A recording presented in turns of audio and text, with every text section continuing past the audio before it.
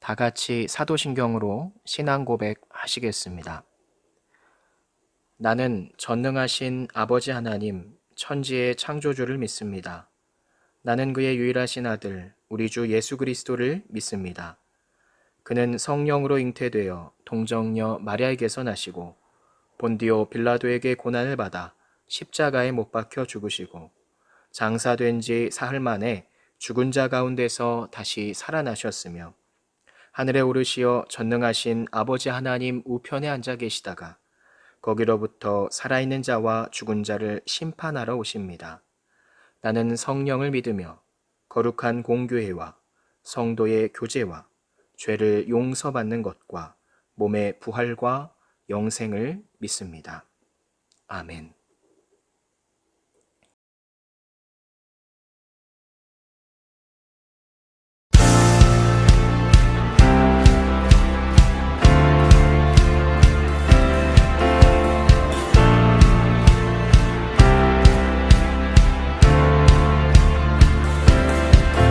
주님의 영광 나타나셨네.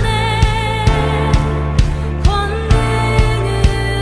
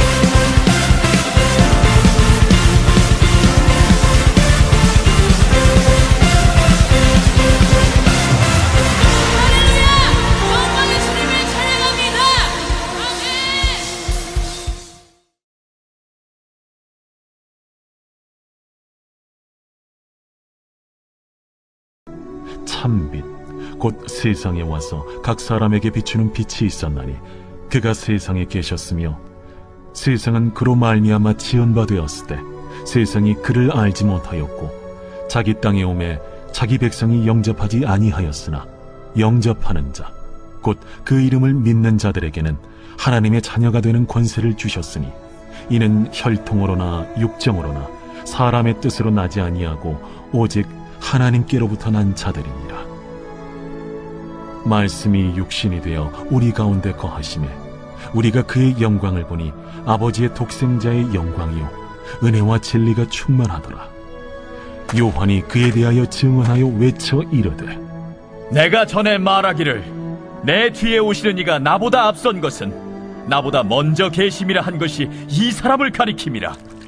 우리가 다 그의 충만한 데서 받으니 은혜 위에 은혜로라.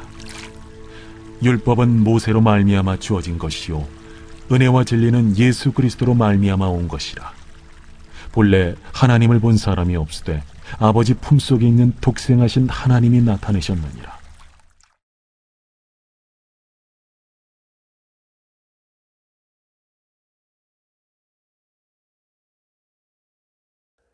오늘은 예수님은 누구실까? 라는 제목의 말씀을 함께 나누고자 합니다. 이 오늘 말씀을 나누기 전에 우리가 요한복음에 대해서 간단히 살펴보고 넘어갔으면 좋겠어요. 이 요한복음의 저자는 사도 요한으로 예수님의 제자로 추정이 되고 있습니다. 성경에서 사도 요한은 주로 예수님의 사랑하시는 그 제자라고 많이 표현이 되고 있는데 요한복음에서도 예수님의 사랑하시는 제자가 이 본서를 썼다고 많이 표현이 되어 있죠. 그래서 성경학자들은 대다수가 요한복음의 저자는 사도 요한이다라고 이야기를 하고 있는 겁니다. 그리고 요한복음의 기록의 목적은 무엇이냐면 첫째로 예수 그리스도가 하나님의 아들이심을 믿게 하기 위함입니다. 곧 예수님께서 하나님의 아들이심을 구약 성경의 내용과 또 여러 가지 비유들로 들어서 이제 밝히고 있는 거죠. 그리고 둘째로 이 예수님을 믿음으로 생명, 곧 구원을 얻는다는 사실을 알리기 위함이 목적입니다. 그러니까 당시 유대인들에게 구약에서 언급된 메시아, 곧 구원자가 예수 그리스도이시다라는 사실을 깨닫게 하기 위해서 요한복음이 쓰여졌다는 거죠. 그러므로 우리가 요한복음을 읽을 때 예수님이 누구신지에 대해 이야기하고 있구나. 그 예수님을 이렇게 설명하고 있구나. 우리가 예수님을 믿어야 한다고 이야기하고 있구나. 이렇게 생각하면서 읽으면 더 좋겠죠. 그렇다면 본격적으로 오늘 말씀에 대해서 나눌 텐데 우리가 첫 번째로 질문을 던져볼 것은 예수님은 과연 누구신가? 성경은 예수님을 어떤 분이라고 이야기하느냐입니다.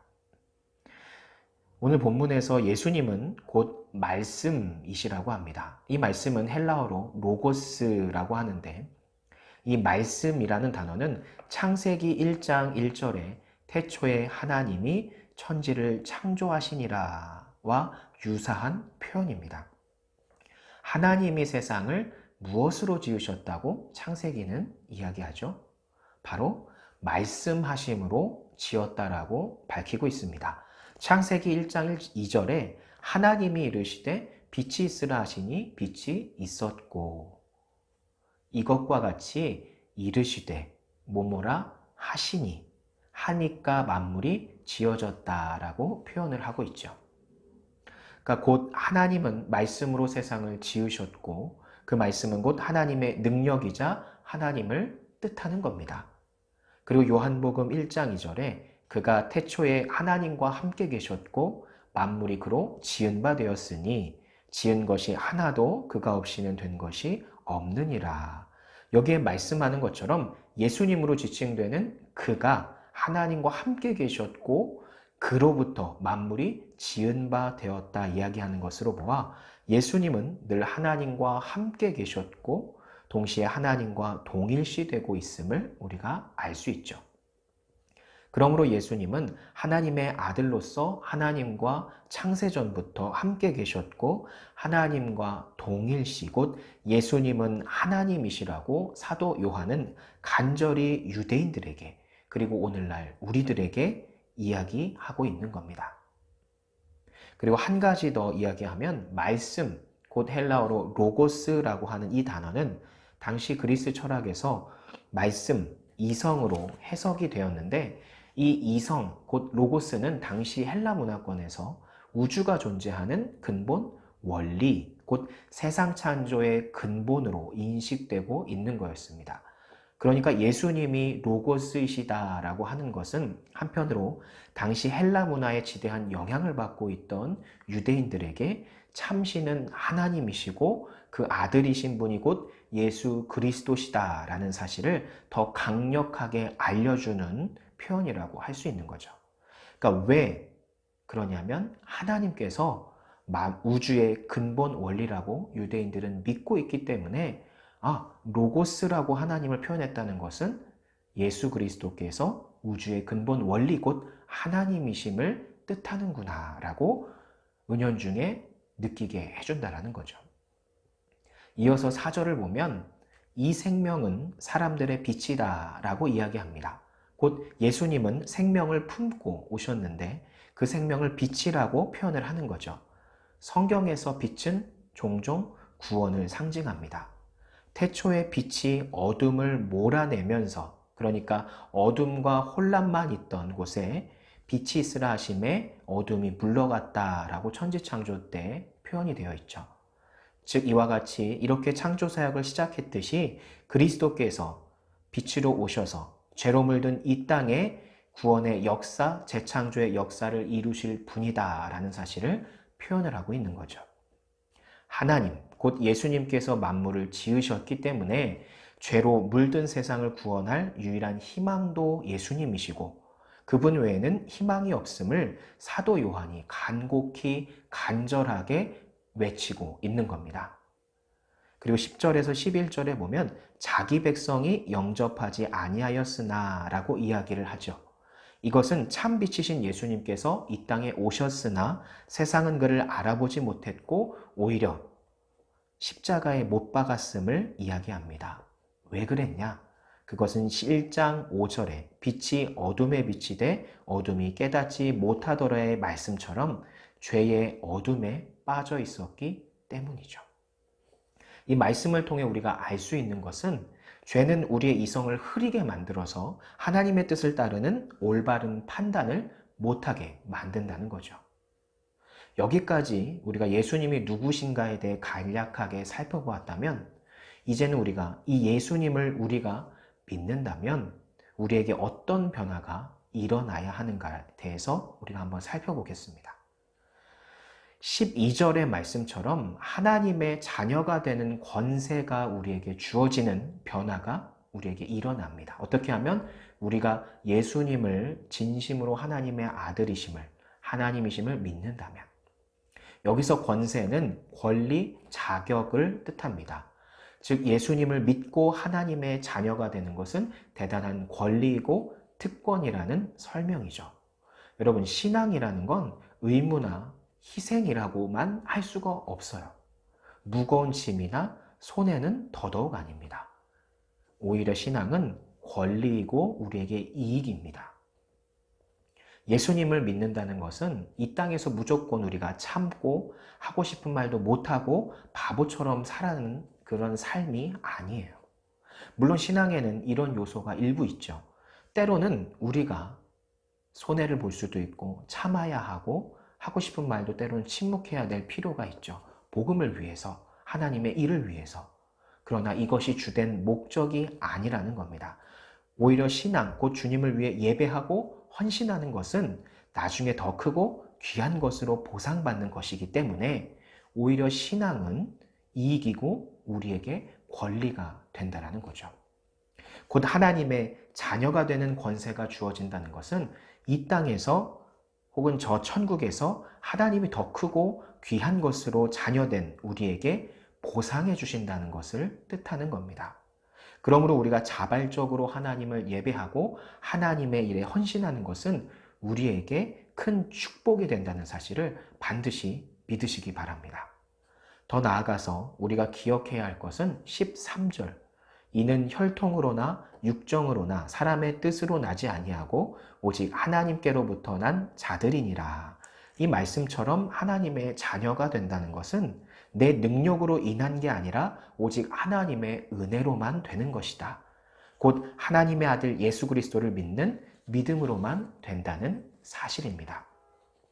우리가 예수를 믿어서 하나님의 자녀가 되어서 하나님을 예배하고 헌신함으로 누리게 되는 권리는 어떻게 보면 우리가 수고해서 얻는 결과물 같지만 사실 하나님이 우리에게 은혜로 예수님을 믿는 길을 열어주지 않으셨다면 불가능했을 거죠. 곧 내가 누리는 하나님의 자녀된 권세는 하나님의 전적으로 길을 열어주신 은혜가 있었기 때문에 가능했다라는 사실입니다. 그러므로 우리가 하나님을 예배하고 하나님의 일에 헌신하는 것에 있어서 겸손하고 또 겸손해야 될 이유가 여기에 있다는 거죠. 그렇다면 오늘의 말씀을 통해서 우리는 무엇을 결단해야 할까? 첫 번째로 예수님이 하나님의 아들이심을 믿는 믿음을 가져야 합니다. 예수님은 하나님의 아들이시면서 하나님이십니다. 그리고 무엇보다 죄로 가득한 이 세상을 구원하실 유일한 구원자이시죠. 그러므로 우리는 예수님이 하나님의 아들이심을 믿는 믿음을 가져야 하고 지금 갖고 있어야 합니다. 당장에 내게 그런 믿음이 없다라고 한다면 그 믿음을 갖도록 위해서 기도해야 합니다. 다음으로 하나님의 자녀된 우리는 무엇을 해야 되냐? 예수님을 전해야 합니다. 아직 세상에는 예수님을 모르는, 믿지 않는 사람들이 많이 있습니다. 세상은 더욱 하나님을 신화에 치부하고 하나님을 믿지 않는 경우가 점점 심해지고 있습니다. 그런 가운데 우리는 하나님의 자녀된 권리로서 마땅히 예수님을 전해야 합니다. 그 방법이 단순히 예수 믿으세요 라고 이야기할 수도 있고 내가 가진 재능으로 도움을 주고 예수를 믿도록 도울 수도 있죠. 어쨌든 그 무엇이든 중요한 것은 예수님을 믿도록 지금 우리가 무엇을 해야 한다는 겁니다. 그러므로 오늘 이 시간 이후로 꼭 내가 무엇으로 예수님을 전할 수 있을까를 꼭 고민하셔서 한 주간 꼭 순종으로 옮기는 성진교회 중고청 여러분이 되기를 축복합니다. 첫 술부터 꼭 예수님 이야기를 꺼내라는 게 아니에요. 작은 선물 하나, 작은 관심 하나, 작은 이야기 하나로 시작을 해서 시간이 흘러서 무르익었을 때 그때 예수님을 전하라는 거예요. 그러므로 반드시 이번 한 주간 예수님을 전하기 위해서 무엇이든 한 가지씩 꼭 해보는 여러분이 됐으면 좋겠고 더 중요한 것은 아직 예수님이 하나님의 아들이심이 예수님의 우리의 구원자이심이 믿어지는 그 믿음이 없다라고 한다면 이것을 위해서 반드시 기도하시는 우리 성진교회 중고청 여러분이 되기를 다시 한번 축복합니다. 기도합니다.